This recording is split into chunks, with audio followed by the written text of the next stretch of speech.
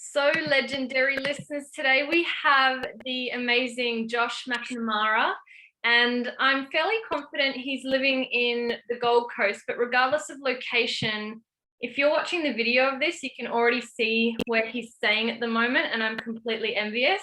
If you're just listening, he's got like this big tree stump next to him, and it's essentially inside the place, and it's like my dream tree house. A brief background as to who Josh is. He sounds like a fellow soul brother, where he's just basically riding the waves of life as best he can. And his approach to life has kind of taken him all over the world, and he's studied a variety of things from business to human potential coaching, and he's currently a body-centered psychotherapy course called Core Energetics. And along many of our other listeners and myself, he's read numerous books on personal development, leadership, spirituality, and holistic health.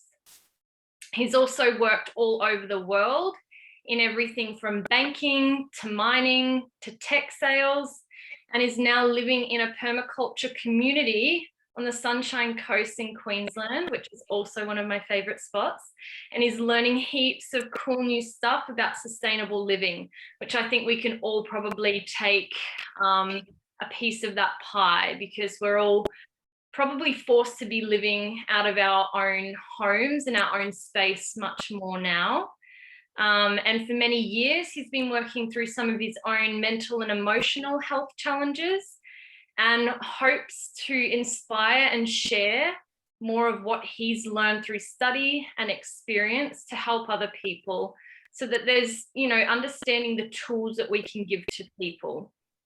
I feel like, I love introducing people, but I also just want to hear it from your words and from your space of where you're at now, but also like, what got you into looking into all of the things? Was it a huge breakdown, meltdown, catalyst moment, or was it just a natural progression into the things that you do today, Josh? Yeah, well, thank you, Lauren. Thanks for having us. Pleasure to be here. So, yes, the tree is beautiful. I love it. I've got to clean up. Yes, you're doing it.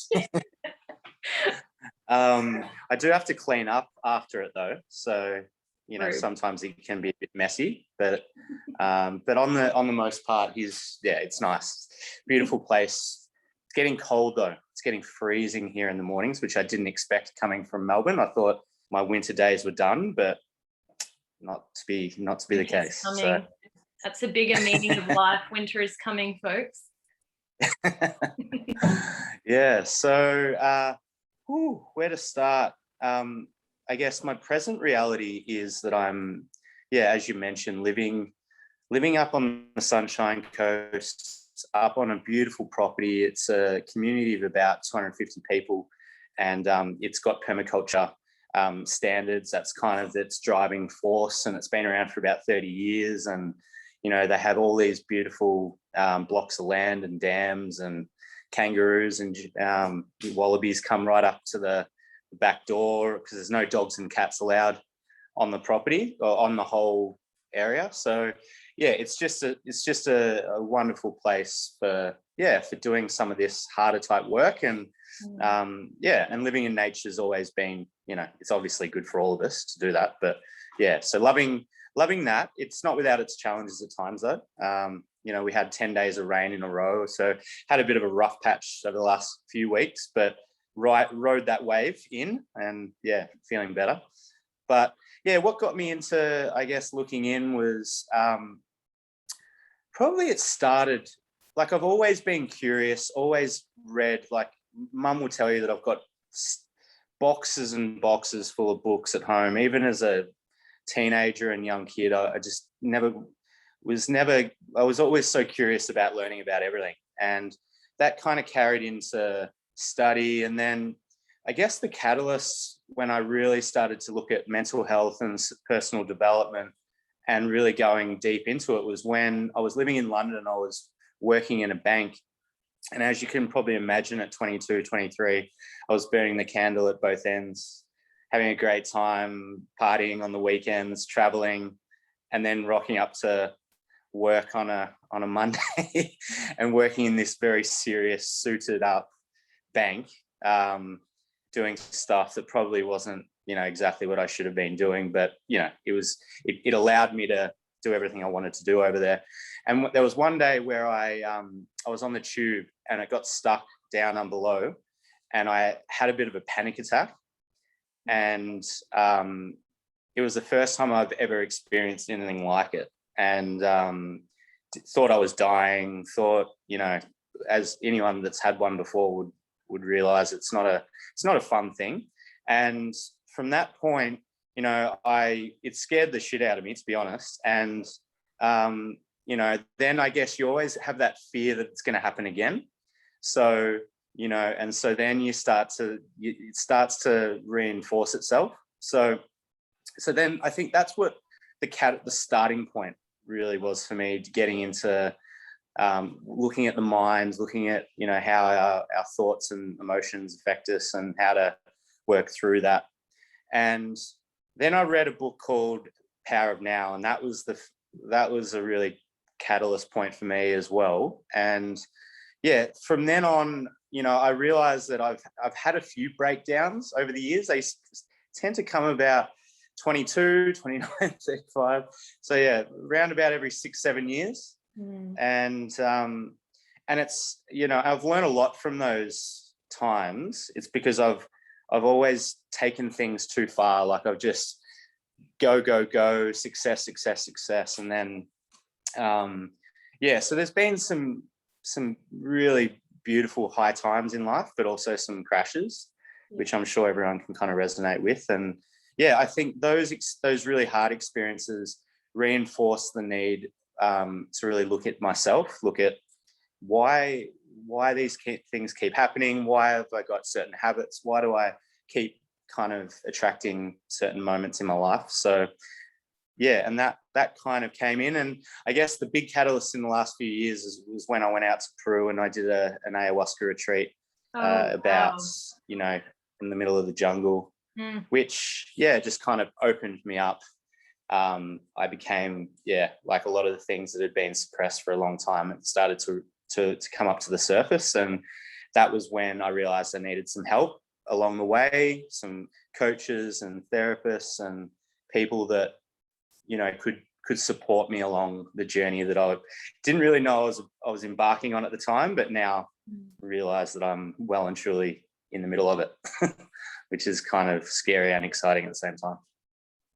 Dude, I have so many questions, and I just love hearing it from your perspective, because you sound quite similar in the way that I would describe it. Someone said to me, "You're kind of a hot plate girl, aren't you?" And I was like, "Oh, what does that mean?" And it's like, well, you kind of touch the hot plate and it's hot, and then you'll work yourself backwards from getting burned. And it's like learning those lessons too many times is like, okay, I realize that's my natural way of responding to things, but it's probably not always the best in certain situations. So I imagine that's probably similar to you. And in terms of you speaking about like the life stages that we go through, and it's no coincidence, like 22, I just think of years in terms of like every 7 years, our bodies like completely regenerate cells. So I think every 7 years you're kind of going through a different life stage. And the older you get, it's like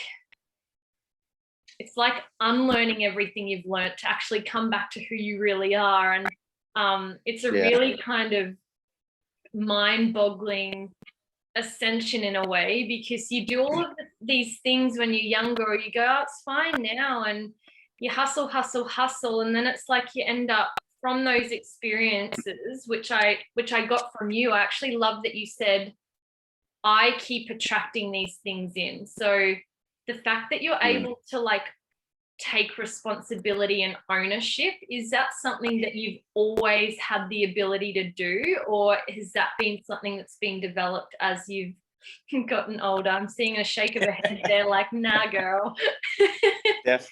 Definitely have not always taken ownership, that's for sure. Like as when you're younger and less mature and less developed in life, less experienced, you I guess tend to project all your own feelings onto other people. It's other people's fault. Why is life doing this to me? And then and as you start to get a bit older and you start to experience some of these really down times, and you start to see some of the common patterns, and when you start to see patterns, you start to look at things a bit differently. Right. And one of the ways in which, something that really changed, like really, I guess, inspired me, or really just, it was like one of those epiphany moments that was just like, wow, I've never heard this before, but it just rang true. Like, when you read something or you hear something and you've never actually learned that concept, but everything in your being just is like, that is 100% holy true. Shit. It's like, have you seen Dude, Where's My Car, where like they solve the Rubik's Cube and it like lights up? Yeah, I watched it a long time ago, but yeah, I think that I'm going to send you that clip afterwards, but I'm sure it's like that where you're like, okay. Oh my God.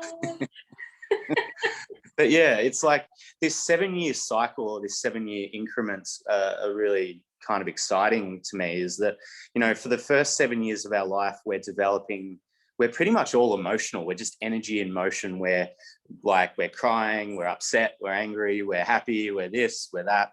We don't really have that mental capacity to decide if what we're saying is right, or, all of that. We're just pure joy and emotion and energy.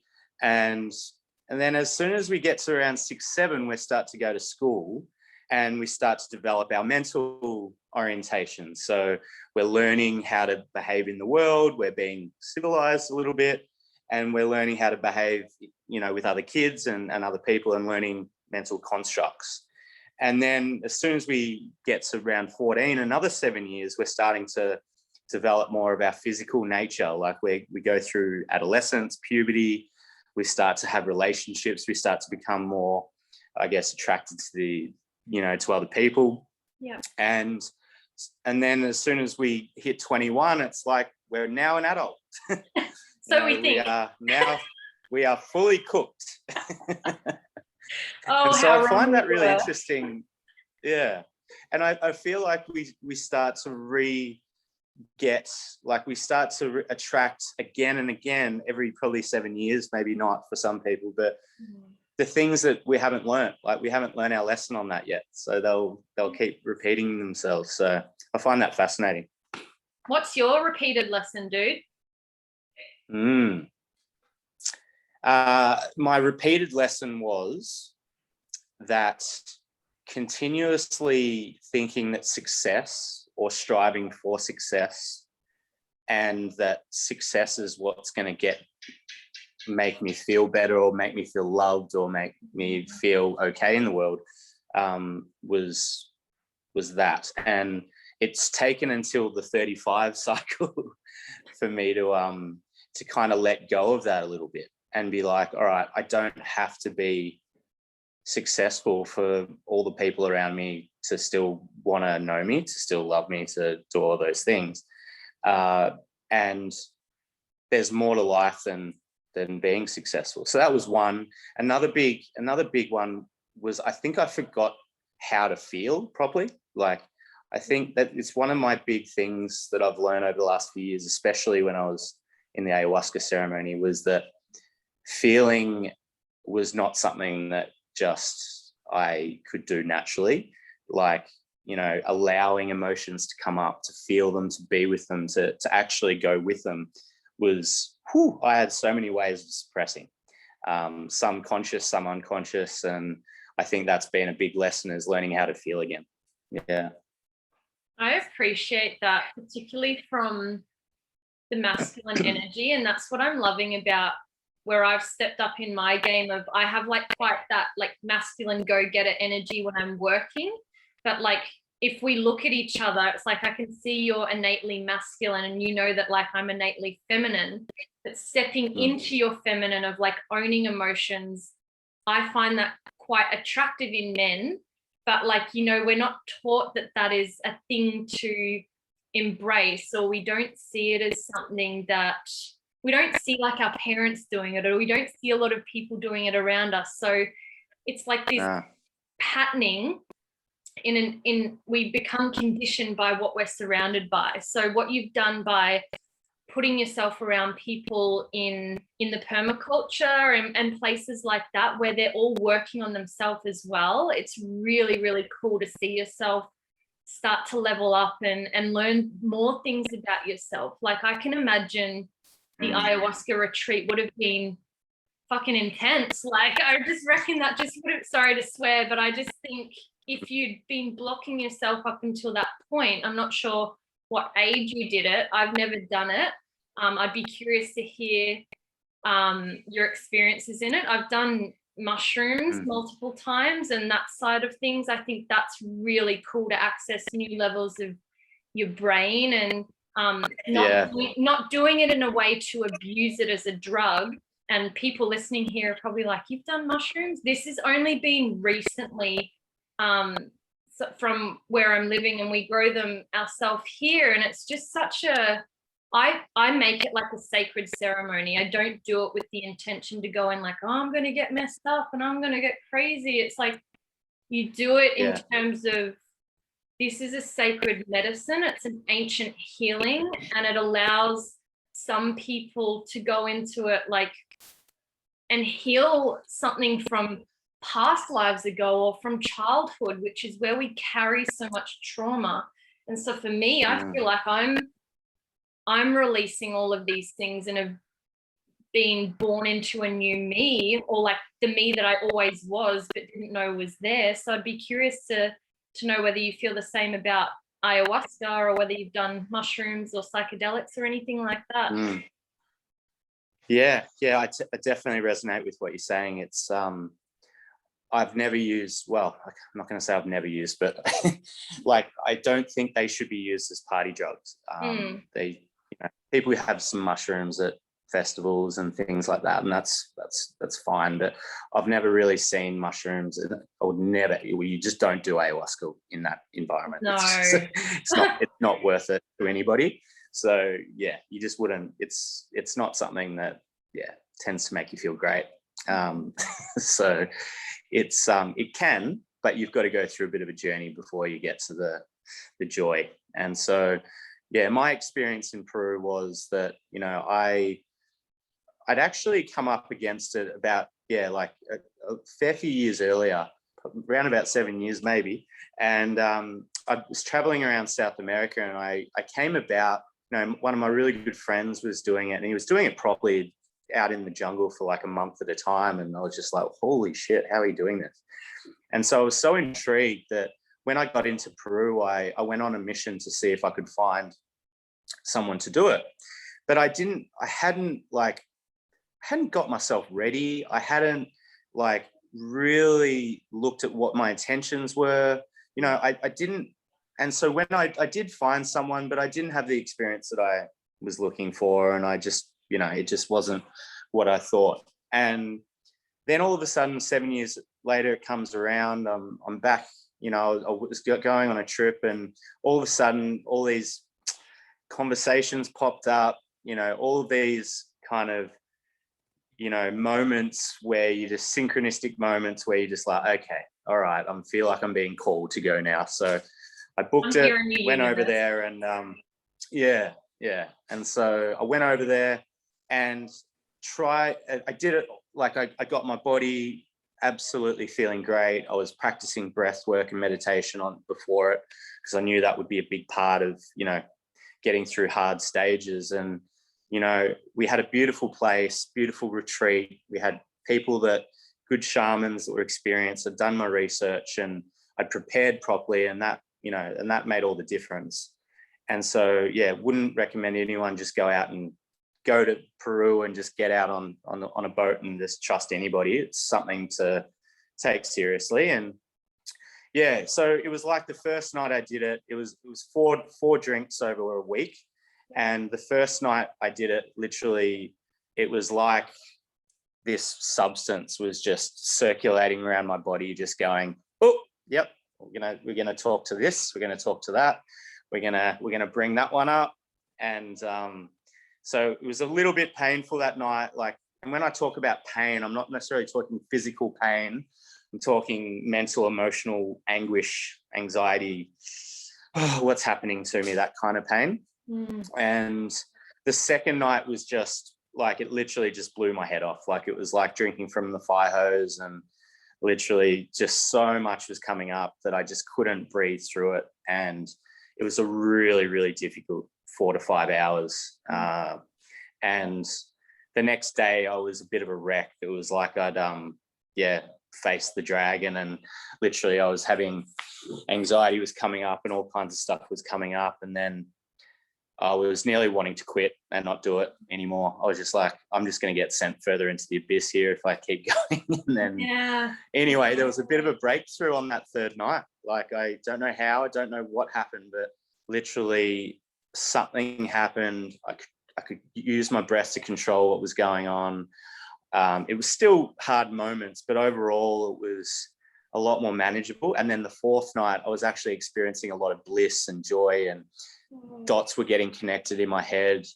Things like I wasn't someone who had all these past child memories or, things coming up in visions that I was just so afraid of. For me, it was just all these intense feelings, like sensations and feelings that didn't necessarily have a meaning attached to them, but just very, very deep feeling. And so coming out of that was just felt like I'd done my own kind of, like it just felt like I'd done my, what do you call those, like when kids at 14 go out into the jungle and they have to, like an initiation, I guess. Like, kind of like an older initiation. So it was a crazy experience, and one that I wouldn't recommend to everybody, but if you feel called, then it can be very transforming.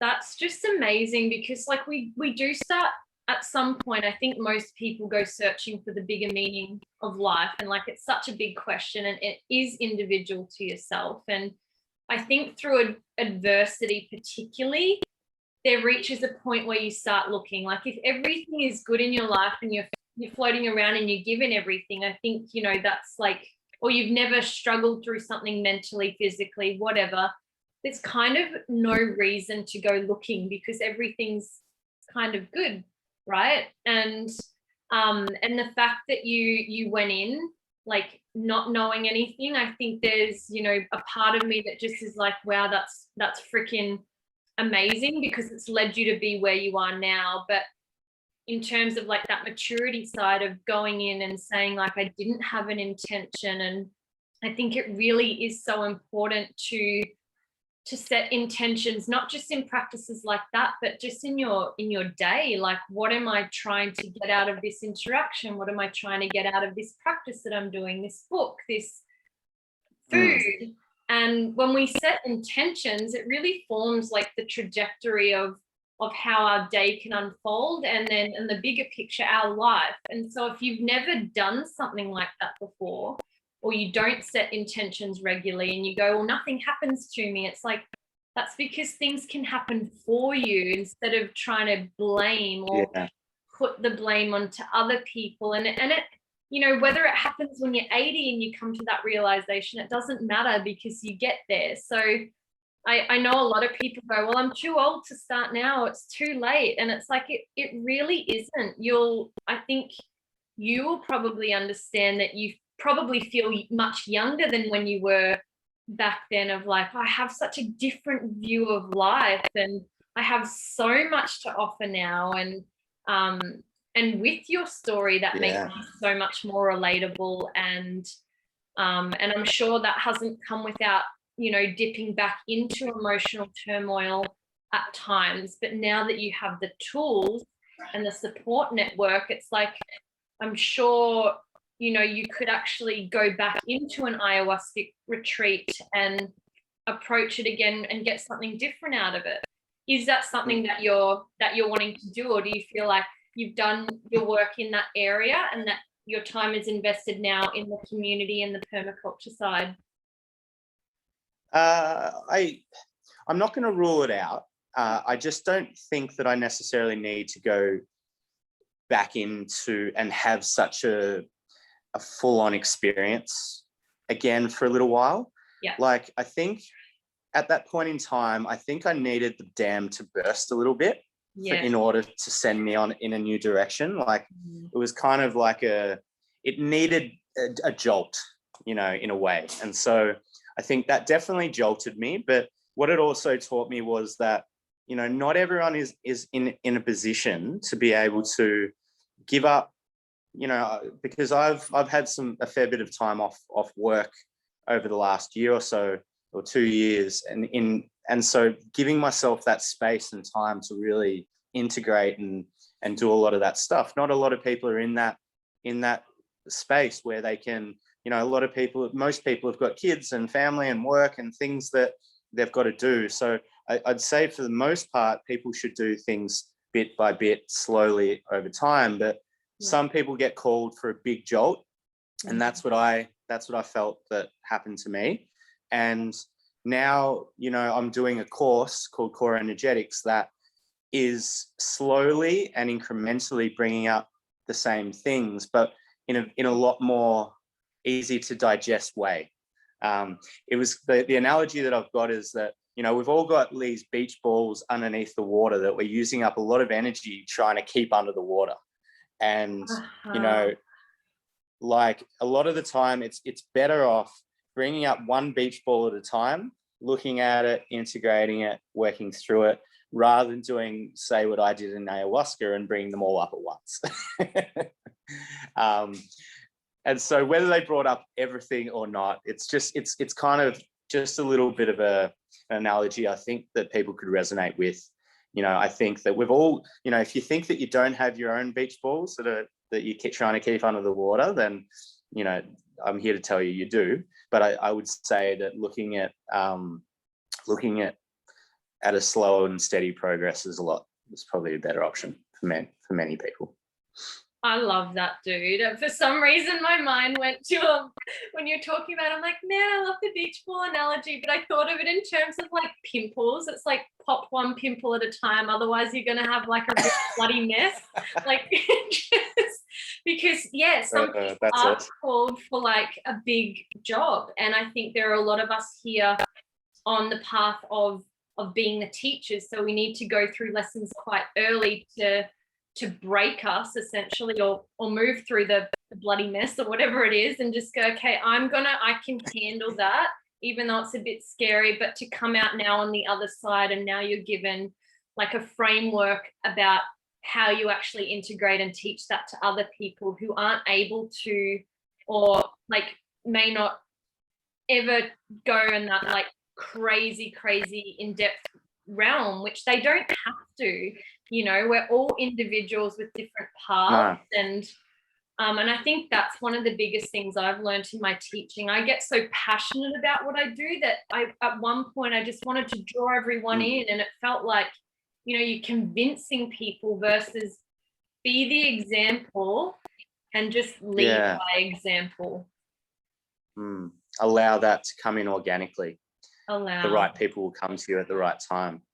And how's that gone for you? Have you seen a big shift in your circumstance since you changed course a little bit? Hugely. And like you said, it's a lot of energy to hold the balls down. And it's like when you're trying to draw people in and convince them, it's a lot of energy that you're putting out. Whereas I would rather put energy into things like doing this, and then by natural diffusion, let the people just fall in. Like, it's like put the passion into the thing that you're passionate about versus the passion into trying to like get the gratification that you've changed someone's life or you fix them. It's like, no, they're always going to be able to, like, they'll be the one who chooses to fix themselves. And if they don't want to, then I'm still going to be doing me and doing what I do. And whenever you're ready, I'll be here. You know what I mean? If you want to make through that. So, yeah. Yeah. Okay. Yeah. The internet's just cutting out a little bit. I'm not sure if that's on my end as well, but I'm not sure either. It happened in my last interview. It was so funny. I was just like, it broke up, and I was just like, oh, sorry guys, we've broken up. We are now back together, but it was a but yeah, if it cuts out, we'll wing it and I'll jump on again. But for now it's doing all right. I was curious because you said in, you know, the second time around that you approached it, you had a meditative approach and you started working on your breathing. Was that something that you developed after your first initial like holy crap moment when you went on that retreat, or was it something that you were practicing prior?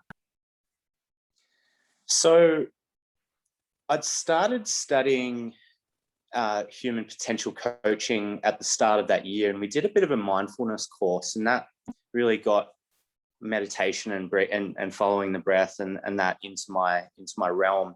And I knew that from speaking with other people and a bit of common sense as well, is that, you know, if you've got strong emotions coming up, and, you know, really grounding yourself in your breath is going to be an important aspect. Not getting carried away with every thought. Really, you know, if you've ever had mushrooms or any psychedelic, the last thing you want to do is think that this is going to be forever, and you need to bring yourself back into like, hey, this is just an experience. We're good. Come back down and just and whatnot. So I knew getting a breath practice was going to be important. I only gave myself a month or two, so, you know, it wasn't like I developed a huge practice by then.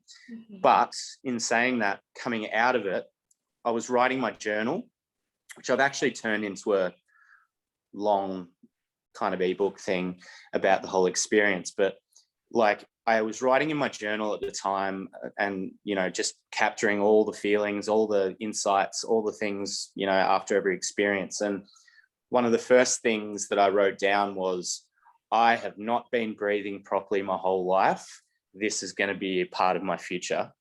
And learning to breathe properly has been such a game changer for me. And like, it's not just, there's so many different techniques, and I can share what ones worked really well for me, but yeah, like the breathing properly and fully and deeply, not just shallow breathing down into the chest, which is basically a recipe for anxiety as it is. But, you know, we do that. We stop our breathing. We shallow our breathing in response to fear and in response to not wanting to feel. The more energy that's we're cursing through our bodies, through the breath, the more feelings that arise. And if we're scared of feelings, we're going to be scared of breathing deeply. And that was a big realization for me. And so ever since, it's been a daily practice of recognizing when I'm holding my breath. You know, if everybody here who's listening, just notice throughout the day, especially if something's happening in your world that's uncomfortable, or, you know, you're scared about, or puts fear in you, what's the first thing you do? You know, you kind of stop breathing. So, you know, being really conscious on a daily basis of just breathing consistently in and out, try and go a bit deeper each day. I think it's a lifelong practice, really. I don't think you can just nut it and whatnot, but having a daily proper structured practice has been really, really important for me as well.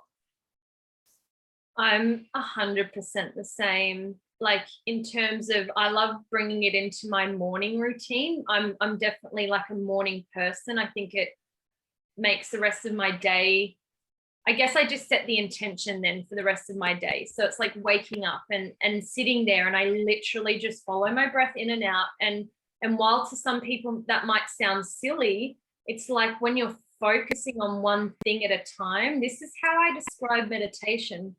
It's not about not thinking about anything at all. You can literally meditate on your breath. You can literally, it means focusing on one thing at a time and giving it all the energy, whether it's a question you might want to meditate on the morning, or something that's been troubling you, or if it's simply your breath, just focusing, like Josh said, is like just expanding your belly on the inhale and then drawing the belly button in on the exhale, and just follow that movement and observe it.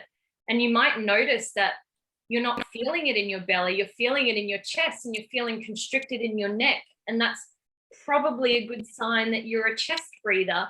And if you're prone to anxiety or there's so many things related to the breath. I love the book Breath by James Nestor, and I'm sure you've read it. I'm actually in the process of reading it as you speak. Dude, Yeah. I got the audio book because I was too impatient to wait for the book, and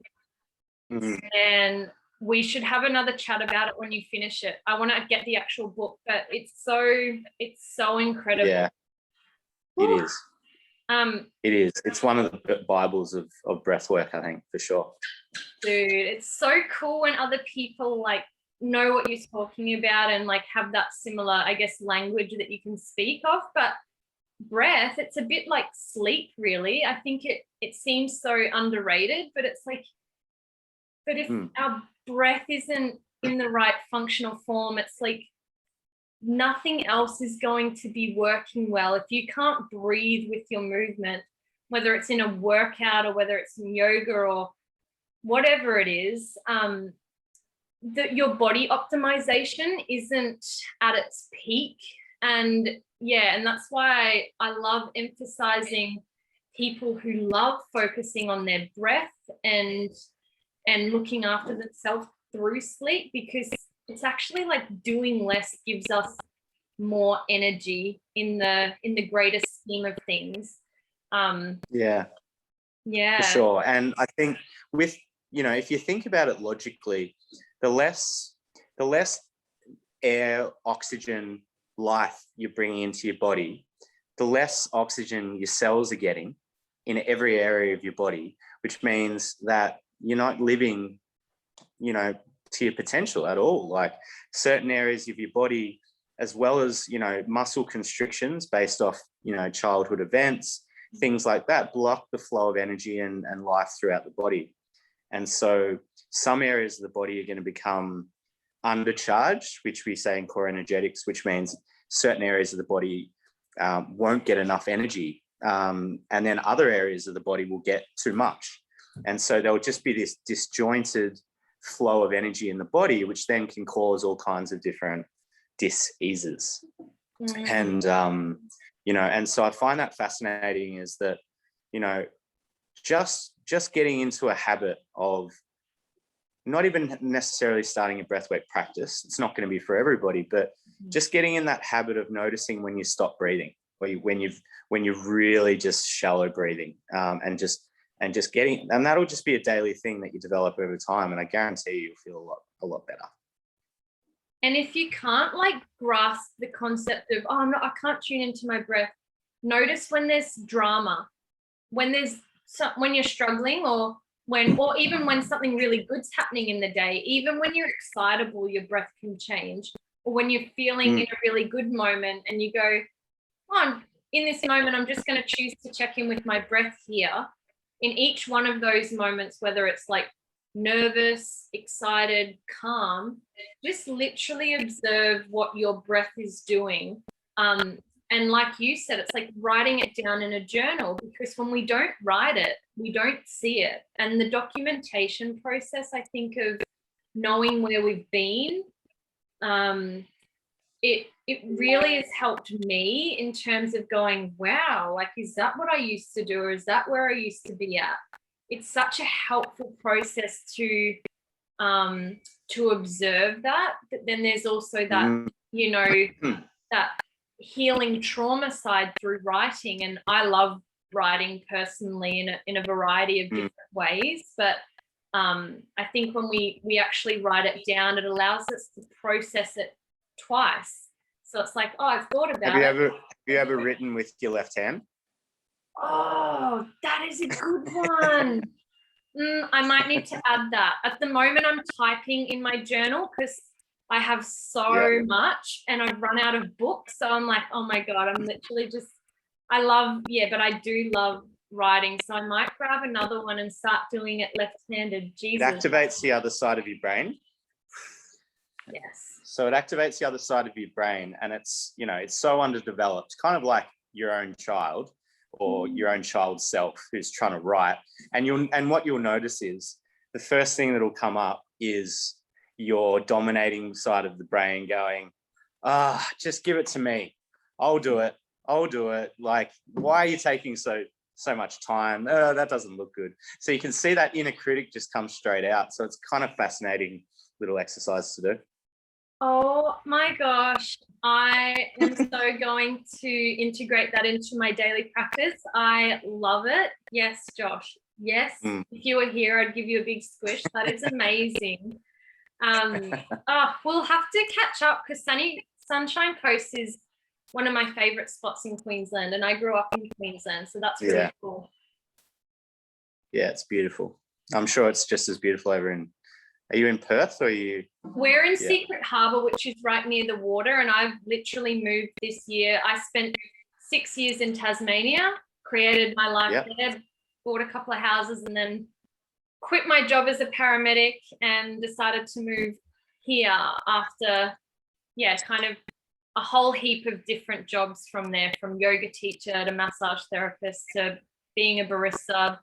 But the underlying thread always being, I love people. I just want to serve and just trying to figure out the best way that I can reach the most amount of people. And so, coming over here to WA is where my sister and her partner have moved, and we all used to live together in Queensland, and we always just used to vibe, and we'd go to the Sunshine Coast as a way to like reintegrate, and just, it was our spot together. We'd go to Double Island Point and camp, and and then our lives kind of separated, which needed to happen, and it's almost like taking that hero's journey or the heroine's journey.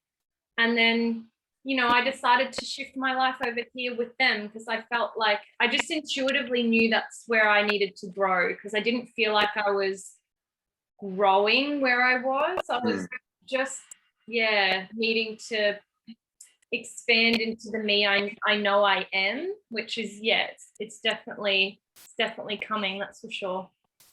It's amazing. And do you feel like Western Australia is that place for you to do the next big things in your life, or are you feeling called to come back to Sunny Coast? I don't think I'm not sure I'll ever go back to Queensland to live, but I'm a never say never kind of girl because anything can happen. I honestly feel a calling that I'll be back in Tasmania, but I'm also the sort of person who could live in New Zealand or Hawaii. I've had this calling ever since I've been yay high to go to Hawaii for whatever reason that is, whether it's just to be there to surf the water, but I just have some feeling about it that I'll have a place there one day. Amazing. Yeah. So who knows? I skydived in Hawaii. Dude, can't tell me that. No, but yes. Never going to do it again, but. That is amazing. Was it amazing? Yeah. It was. It didn't last that long, and it's not necessarily my thing, but it was a good thing to tick off the list. Yeah. I'm more of a hot air balloon kind of girl. Yeah. And like a longboard. Like, it's just funny. Like, I love getting pumped and having some rushes, but it's like natural rush, not like gut-wrenching. Yeah, skydiving is, well, I don't know. I feel like I'll probably do it at some point in my life, but it won't be my choice, that's for sure. And someone buys it for your birthday or something. You're like, thanks. I know it's one of my sister's fears, and because it's one of her fears, one of our friends is like, well, if you're not going to do it, you must do it. So she's like, holy shit, like, don't make me do that. And so I'm sure I'll be on that travel trip where I'll be like, gross, but it's happening. We'll see. Who are your teachers, Josh? Like, in terms of who you, I guess like when you're growing up and when you've gone through these moments, have you always turned towards yourself, or have you had like consistent teachers and mentors along the way that you've gone steady? I always look to my father figure. I always look to this friend or this person that you've studied through. I'd be curious to hear about that. Yeah, it's an interesting one. I think part of what I've had to come up against, or within myself as well, as I think part of who I am has always been very independent, and like, I can do this. I'm strong enough to do this myself. I'm going to go learn this, so then I don't need anyone to teach me it because I know it already. And I think that can only take you so far. And I think I have always longed for a mentor by my side who can guide me into those areas where I've never been before, and can kind of shine a light on those things to take into account. And so I wouldn't say that I've had consistent teachers along the way. Have I had great parents and family and support systems and friends? Yes. But I've always kind of had this feeling that I'm doing life so differently to a lot of people that no one can really put themselves in exactly my shoes. And, although some people have done certain aspects of it, it can be a bit of a lonely trail, I think, sometimes. But definitely over the last couple of years since starting this course and working with certain coaches and therapists, I've definitely started attracting people into my world who are on the same journey. And, I want to keep attracting more of them. That's I want to find a tribe. I want to find not just the people that I live with, but people who are on the same kind of journey, work-wise, spiritually, all of it. And sometimes online groups can be good, but it's not the same as such as, having people around you and physically present. So, yeah. You should definitely jump onto our Life Summit next week. We're putting together exactly a group of like-minded people, like my sister's like me, her partner's like a male version of me. It's so much fun, but they have different skills in different areas, but the common underlying theme is that everyone that's in the group is looking at, personal development and like a holistic approach, whether it's, investing, or whether it's dog training, or there's so many. It's super cool. We'd love you to be in it and join in and add your value to it as well, because we're the same. I'll have a look. Yeah. When you're saying you want someone alongside you there, and that's exactly how I felt in Tassie, of like the only game I ever played when I was little, because mum never got us a Nintendo or anything, but with Crash Bandicoot was my ideal. Like, I just loved Crash Bandicoot. And when I think of like people and mentors coming along the way, I think of it like this ooga booga. Like, I don't know if you know it, or like it's like the ooga booga following you around. It's like he kind of comes there, and you know that you've got like an extra life with him. So it's like, okay, like I'm going to battle this. I can do this, and I'll walk into it. And if I lose my life in this one, like, it's cool. Like, I've got this. And so like the next round, the next challenge, you can work your way up to getting him back again. And that's essentially why we have built the Life Summit around like-minded people, because like you're saying, it's like sometimes it can be a lonely trail. And I personally have never experienced it as lonely, because I've put myself in situations to draw in the people that I need. In terms of growth, I think it feels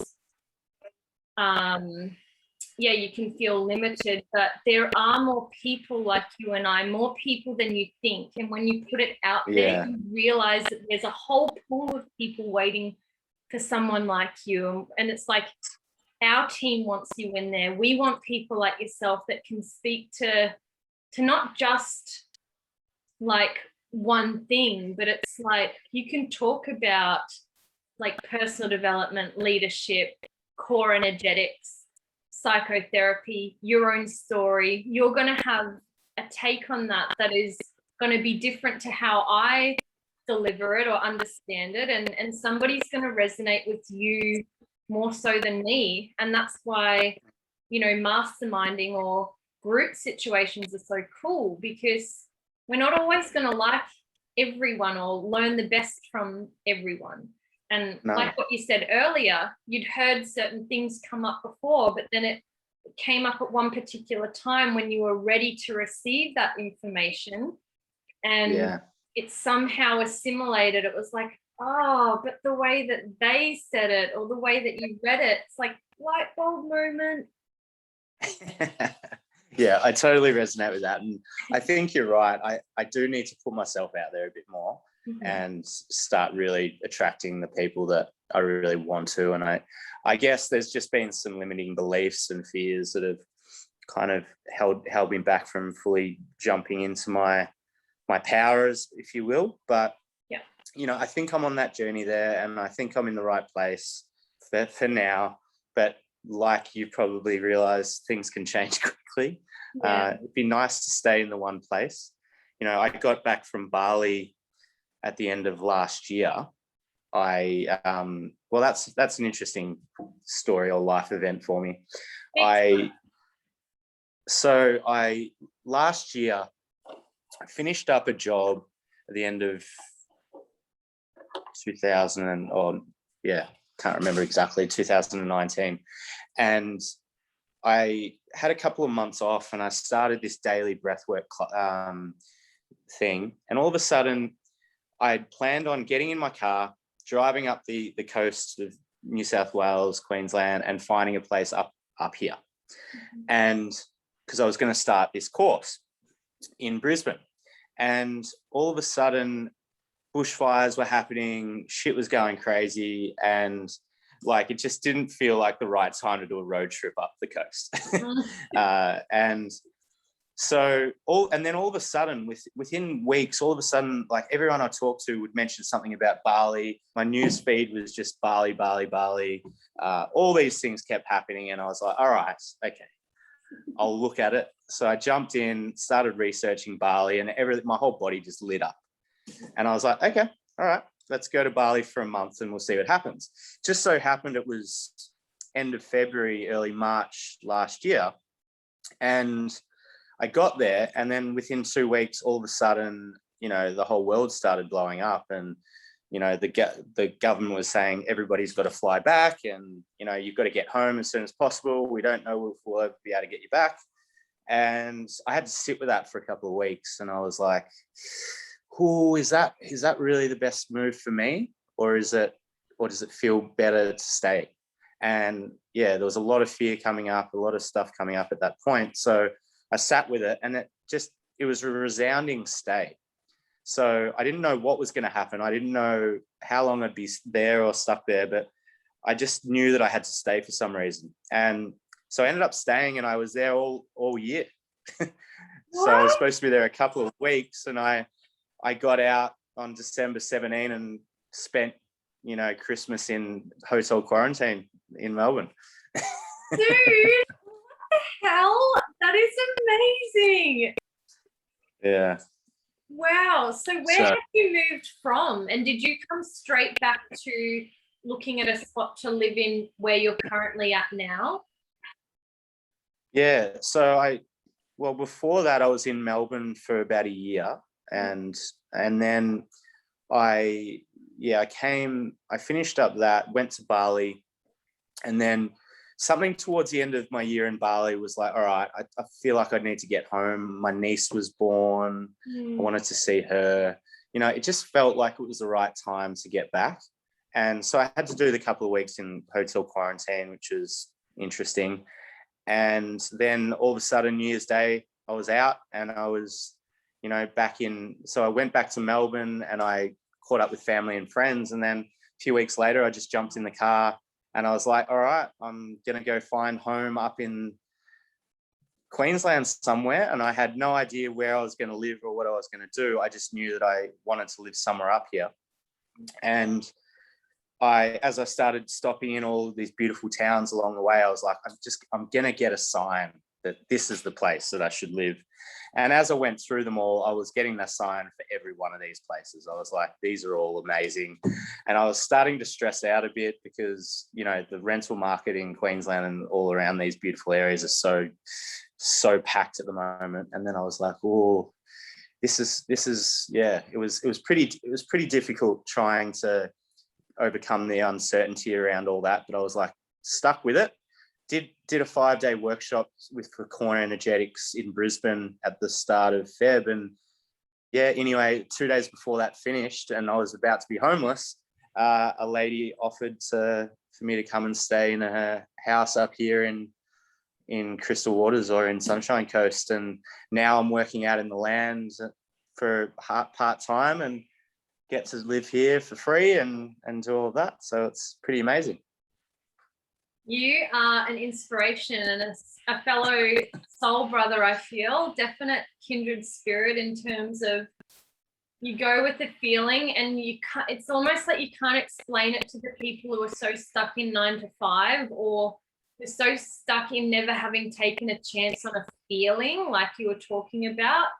And then when you do it, if all you do is set your intention on it's going to happen, it will manifest. Maybe not in the way that you expected, but no. I truly feel like it just does happen. And I'm sure people say to you, oh, you're lucky, or of course it had happened to you. But like, you know, when you do the work on yourself, it doesn't come without work. It doesn't come without action.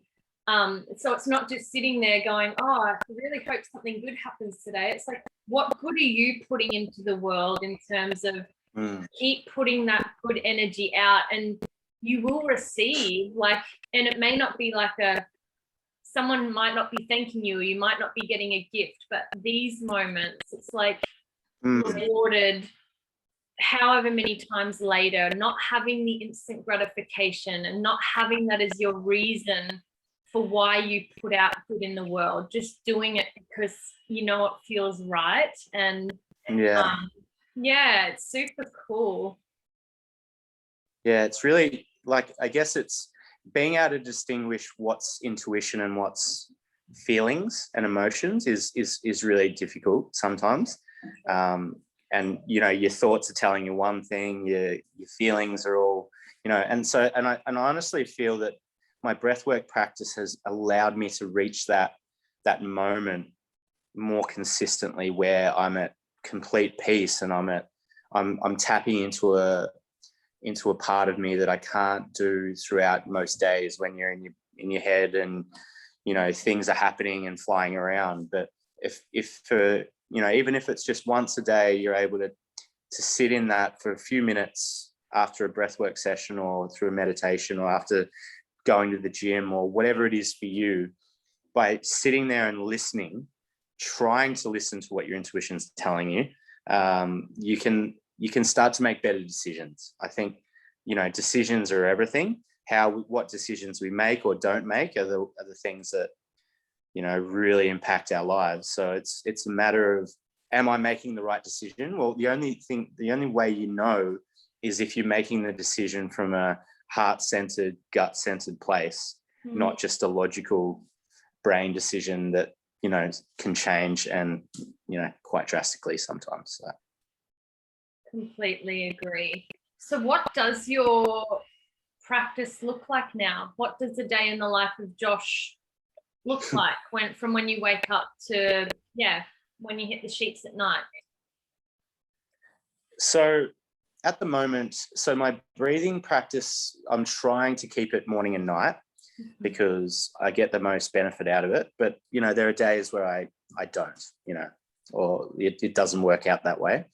But I know that when I do them, I feel a lot better. I sleep better. I feel better. Like my mind gets clear in the morning and the rest of the day works out better. But yeah, so I get up 15 minutes morning and night of breathing, and it's consistent. It's around about 100 breaths each time, and it's consistent nose breathing. It's in through the nose, out through the nose, in through the nose, and you're never really reaching a full inhale or a full exhale. So it's connected. It's so you're trying to keep the connection of the breath going in a circular type fashion. Another way to look at it is your breath's coming up, in an elevator up towards the 10th floor, and it stops about the 9th, and then it comes back down. And just before it hits the ground floor, it's coming back up again, and it's just in this flow. So that's kind of what I visualize. But it's not easy, because your mind is trying to tell you, nah, don't do this. What are you doing this for? You've got ages to go. So it's not easy keeping your breath connected. It's a natural state, but it's not an easy state to unlearn or to relearn. And but the benefits of it are absolutely amazing. If you can stick it out, then the meditation that you can go into at the end of the 15 minutes is just you don't have to try to not think. You can just be in that place. And I love meditating after breath work because it's just so much easier. And so so that happens. I've been spending probably 3-4 hours out in the yard learning. We're starting to plant some, we're trying to design some herb gardens and some, I'm completely out of my depth. I'm researching on Google like all the time on how to do this and how to do that, and learning and making mistakes and whatnot. And got an app where I'm just walking around with an app, taking photos of plants, going, what the hell is this? There it is. All right. So it's a bunch of cool. It's nice to be in nature, slowing down, grounding myself again, so I can really work on what's next for me, like what's an authentic thing for me to do next. And I haven't really figured it all out yet, but I know the direction. But just stepping in has been challenging at times. So that kind of answers my next question, because it's like, in terms of whether our viewers and listeners really resonate with you and want to reach out for the work that you do, it sounds like you're still undergoing this core energetics course at the moment, and not in a space to really be, I don't know if you're sharing anything or teaching people, but are you open to receiving like people coming in and going, hey man, really resonate with you, want to have a chat? Like, give them your details through here. I'll pop them in the show notes. But if there is a course that you're offering, also feel free to share that and put it out there, and think of me in the future if if you get to that point where you're really clear and want to put it out, we'll get you on board, and like just before your release date, and I'd love to promote that for you, to put it out there to the world. That's amazing. Thank you. Well, I think I would love for people to reach out, because that's been one of my fears, is like really putting myself out there and thinking that I've got things that people want to learn and all of that. So one of the things that I have done, and that's a kind of a first step, is if people want to connect with me on Facebook, my name's just Josh McNamara. Could be in the show notes, or you can just type in Josh MAC09 into the search and you'll find me. And I've used Facebook as kind of my blog, so if you click on my bio, you'll find a link to my blog. And I've written up if you're interested in my ayahuasca experience, I've written a bit of an ebook on that. I've when I was in hotel quarantine, I woke up each day with a certain word, and I just wrote everything I knew about it, like in that day for 12 days or whatever. And it actually could be a course in the future, but I don't know. I haven't done anything with it. No one's really seen it. But it was just one day it came to me. It was like grounding, breathing, moving, feeling, integrating. And so anyway, I just got these words and I just wrote about them. And so that's on there as well. So I think connecting with me, I did a coaching course. So, I'd love to work with some individuals at some point. If people resonate with what I'm talking about, I'd love to connect with them. But I don't have a full coaching business or therapy sessions or anything, fully up and running yet, but I'm moving in that direction. I think that's the coolest thing, is that you don't need that. Like, in order to help people, you don't need to have something like set in stone or have this offer and that offer. That's the way that I personally love to connect to people, is like, it never resonated with me having this like set amount for this and this for that. It's like people are so different. People are going to come to you in different ways. And I think by the way that you're living through life, it's very intuitive, it's very organic. And I just know that your path of helping people is going to naturally come to you because you're putting that intention out there. And like I would, if you're up for it, I'd love to read your journals that you wrote in quarantine, because I also write music, and something that I'm wanting to do is like turn words into inspirational songs, and it's just like having speaking songs, and we could maybe look at that. And I just love writing in general, so we could maybe do something there and just have a bit of a play around with it, because I've got a website that we could pop it on for you and get you a little bit of passive income or just exposure for people to connect.